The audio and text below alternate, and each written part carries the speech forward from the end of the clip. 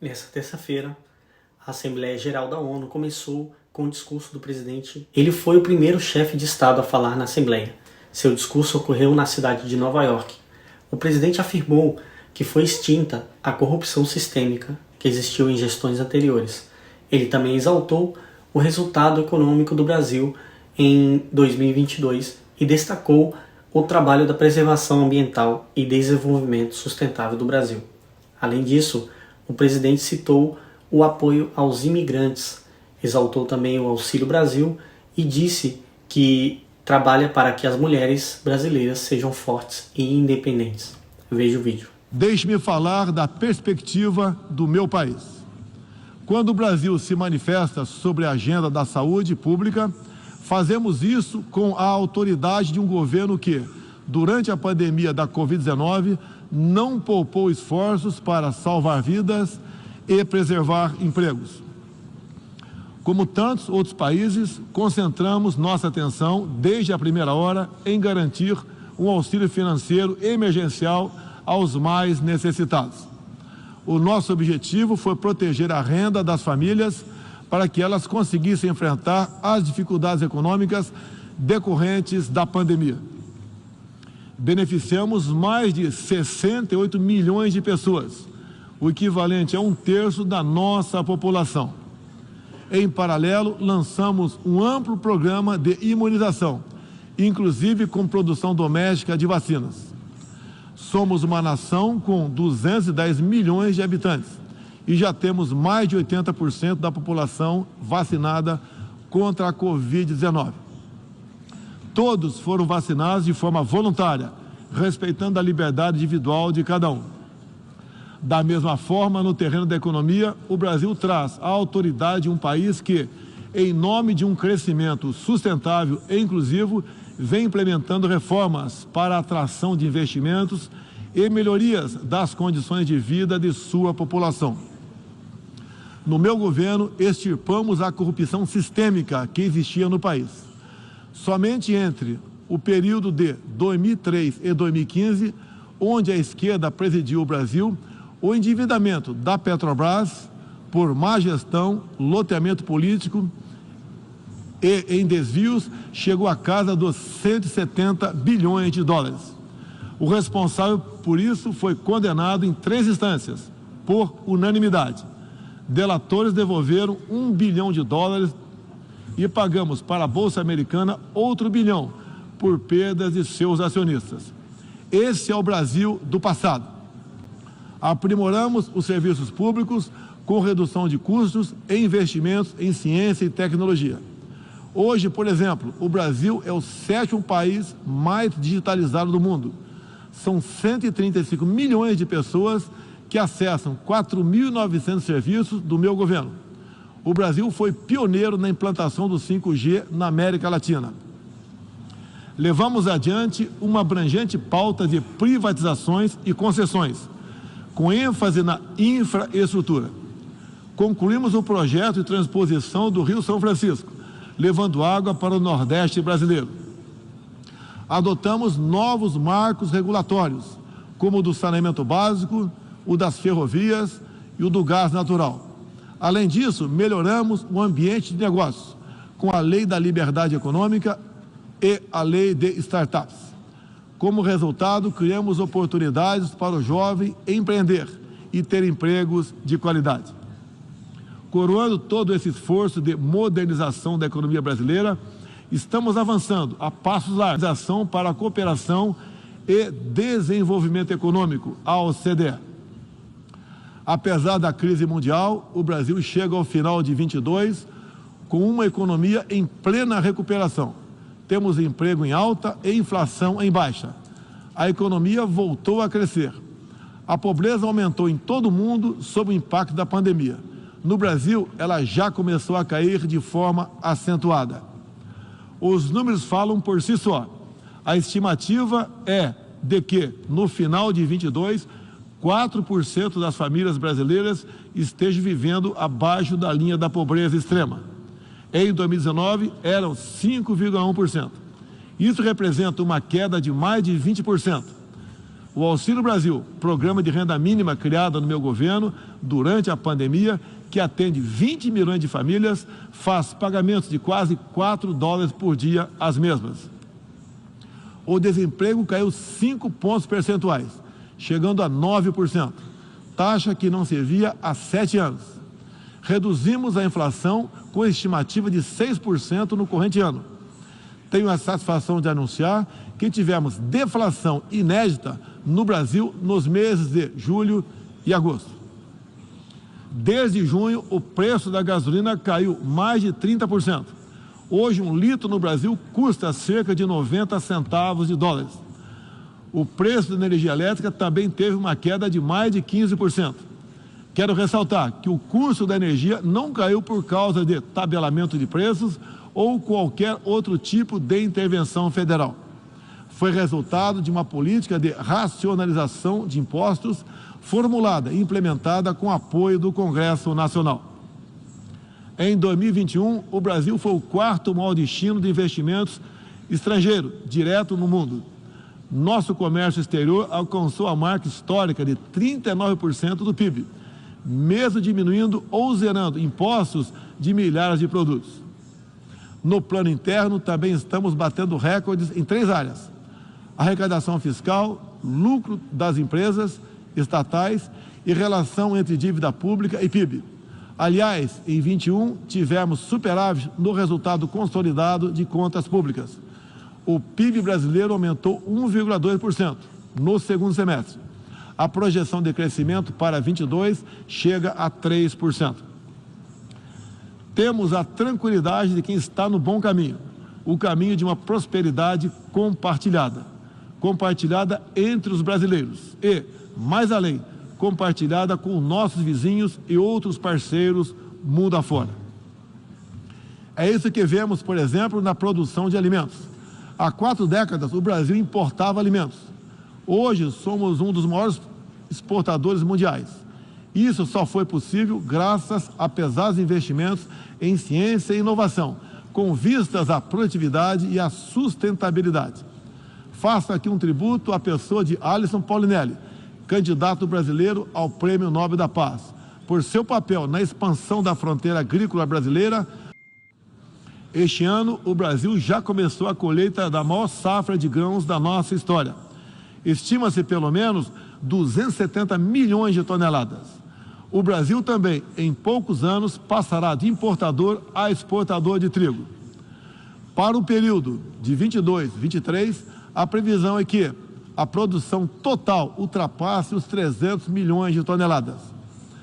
Como afirmou a diretora-geral da Organização Mundial do Comércio, em recente visita que nos fez, se não fosse o agronegócio brasileiro, o planeta passaria fome, pois alimentamos mais de 1 bilhão de pessoas ao redor do mundo.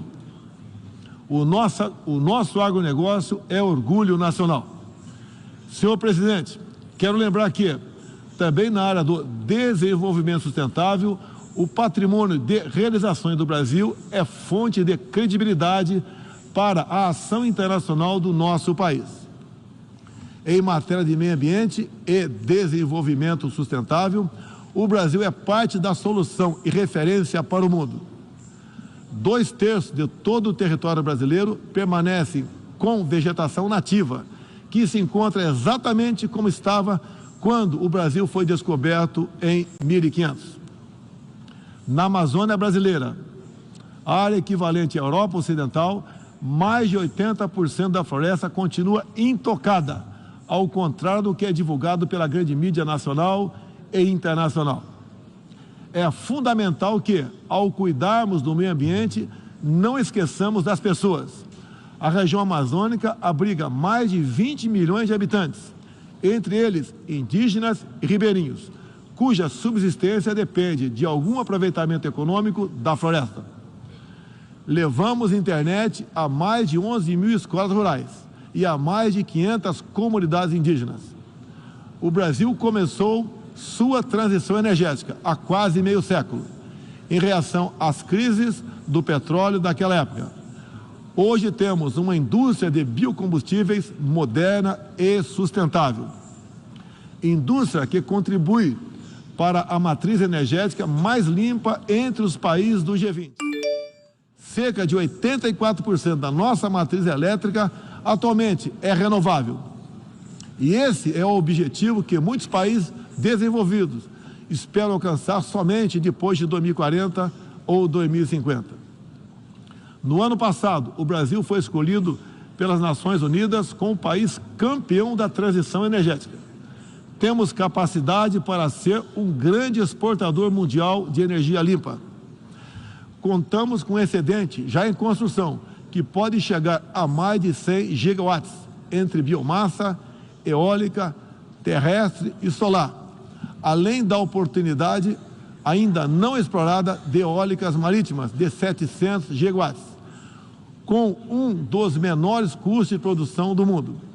Essas fontes produzirão hidrogênio verde para exportação.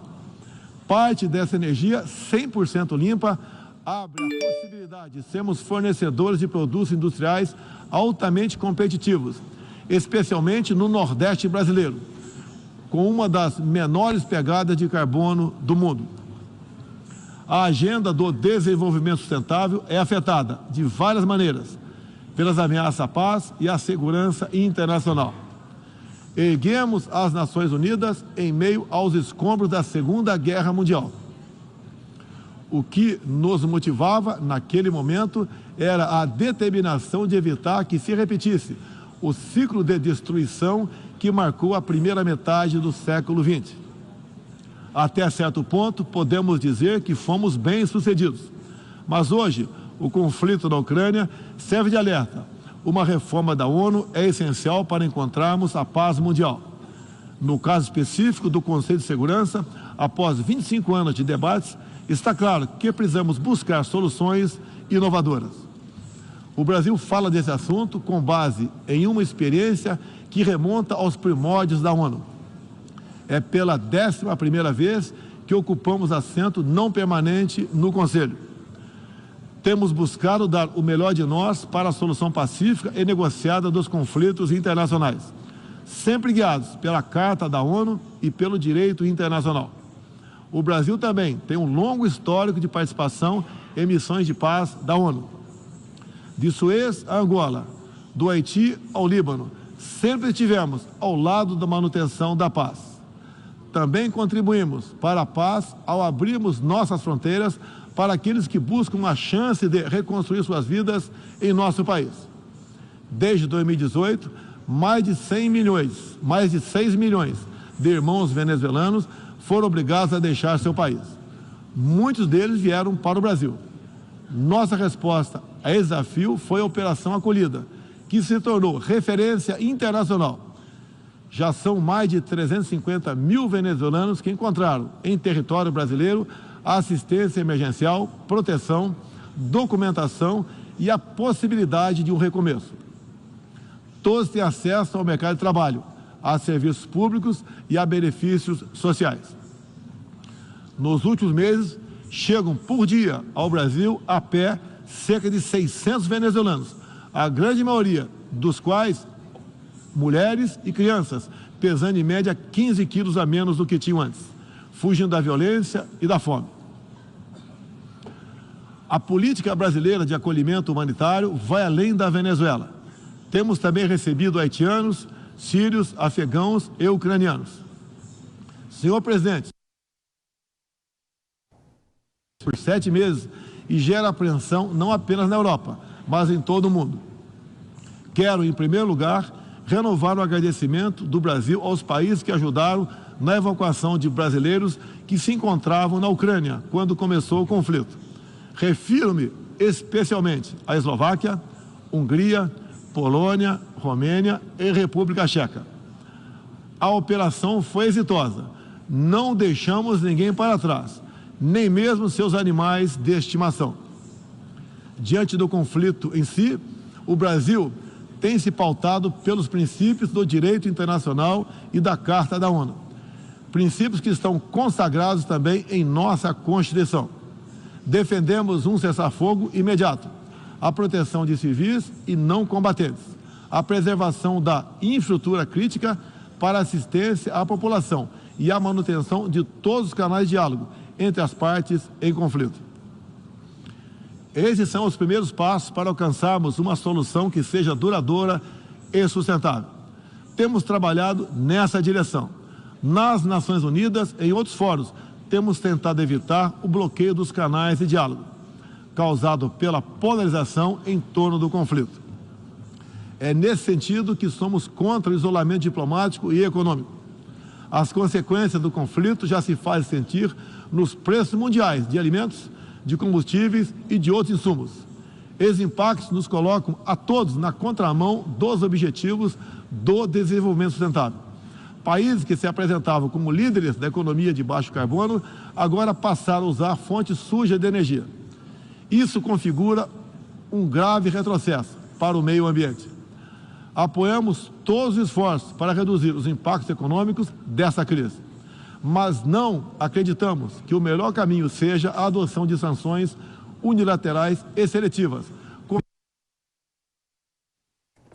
Medidas têm prejudicado a retomada da economia e afetado os direitos humanos de populações vulneráveis, inclusive em países da própria Europa. A solução para o conflito da Ucrânia será alcançada somente pela negociação e pelo diálogo. Faço aqui um apelo às partes, bem como a toda a comunidade internacional. Não deixe escapar nenhuma oportunidade de pôr fim ao conflito e de garantir a paz. A estabilidade, a segurança e a prosperidade da humanidade correm sério risco se o conflito continuar. Senhor presidente, tenho sido um defensor incondicional da liberdade de expressão. Além disso, no meu governo, o Brasil tem trabalhado para trazer o direito à liberdade de religião para o centro da agenda internacional de direitos humanos. É essencial garantir que todos tenham o direito de professar e praticar livremente sua orientação religiosa, sem discriminação. Quero aqui anunciar que o Brasil abre suas portas para acolher os padres e freiras católicos que têm sofrido perseguição do regime ditatorial da Nicarágua. O Brasil repudia a perseguição religiosa em qualquer lugar do mundo. Outros valores fundamentais para a sociedade brasileira, com reflexo na pauta dos direitos humanos, são a defesa da família, do direito à vida desde a concepção, a legítima defesa e o repúdio à ideologia de gênero. Quero também destacar aqui a prioridade que temos atribuído à proteção das mulheres. Nosso esforço em sancionar mais de 70 normas legais sobre o tema desde o início do meu governo, em 2019, é prova cabal desse compromisso. Combatemos a violência contra as mulheres com todo rigor. Isso é parte da nossa prioridade mais ampla de garantir segurança pública a todos os brasileiros. A queda de 7,7% no número de feminicídios e diminuição do número geral de mortes por homicídio. Em 2017, eram 30 mortes por 100 mil habitantes. Agora são 19. A violência no campo também caiu ao mesmo tempo que aumentamos a regularização da propriedade da terra para os assentados. No meu governo, entregamos 400 mil títulos rurais, 80% deles para as mulheres. Trabalhamos no Brasil para que tenhamos mulheres fortes e independentes, para que possam chegar aonde elas quiserem. A primeira-dama, Michele Bolsonaro, trouxe novo significado ao trabalho de voluntariado desde 2019, com especial atenção aos portadores de deficiências e doenças raras. Senhor presidente, senhor secretário-geral, senhoras e senhores, chefe de Estado e de governo, senhoras e senhores, neste 7 de setembro, o Brasil completou 200 anos de história como nação independente. Milhões de brasileiros foram às ruas, convocados pelo seu presidente, trajando as cores da nossa bandeira. Foi a maior demonstração cívica da história do nosso país. Um povo que acredita em Deus, pátria, família e liberdade. Muito obrigado a todos os senhores.